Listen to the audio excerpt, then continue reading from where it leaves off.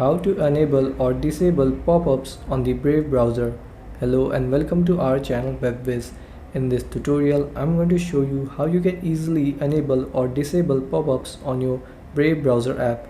So please watch till the end to properly understand the tutorial. So first, open up your Brave browser app.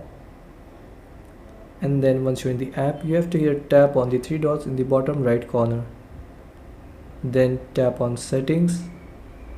And here in settings, scroll down and tap on site settings.